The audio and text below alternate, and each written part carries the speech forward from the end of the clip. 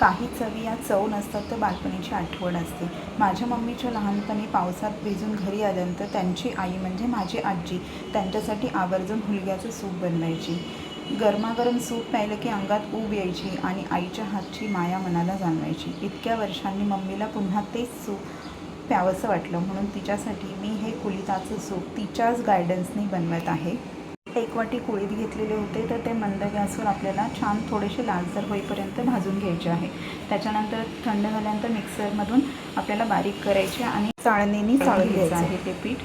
हे प्रोसेस नसेल करायची तर कुळिथाचं पीठ आपल्याला मार्केटमध्ये सुद्धा अवेलेबल असतं तर ते वापरलं तरी चालेल। कढईमध्ये इथे 3 वाटी पाणी गरम करायला ठेवलेलं आहे। त्याच्यानंतर आपल्याला जे पीठ होतं ते 1 वाटी झालेलं आहे। त्याच्यामध्ये आपल्याला थंड पाणी टाकून मिक्स करून घ्यायचं म्हणजे पिठाच्या गुठळ्या होणार नाहीत पाण्यात टाकल्यानंतर।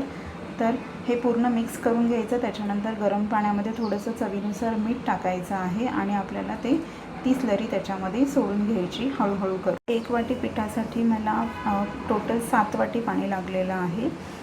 तर तुम्हीसुद्धा त्या अंदाजाने पाणी घेऊ शकता। त्याच्यानंतर आपल्याला ह्याच्यामध्ये पूर्ण सोडून घ्यायचं आहे। त्याच्यानंतर सतत ढवळत राहायचं म्हणजे गुठळ्या होणार नाहीत। थोडंसं पीठ घट्ट झाल्यानंतर ह्याच्यामध्ये पाणी लागणार आहे अजून। जेव्हा आपण पाणी टाकतो तेव्हा ते गरम करूनच पाणी टाकायचं आहे आणि मी हे 2 वाट्या धरून मी 7 वाटी पाण्याचा अंदाज तुम्हाला मगाशी सांगितलेला आहे त्यानुसार तुम्ही करा। त्याच्यानंतर आपल्याला पीठ पूर्ण शिजवून घ्यायचं आहे आणि पूर्ण शिजल्यानंतर त्याच्यामध्ये चवीनुसार गूळ टाकायचा। पाव वाटी गूळ मी इथे घेतलेला आहे। थोडा कलर चेंज झाला की आपलं माडगं तयार होतं। माझ्या मम्मीला तर हे माडगं खूप आवडलं। तुम्ही पण नक्की ट्राय करा।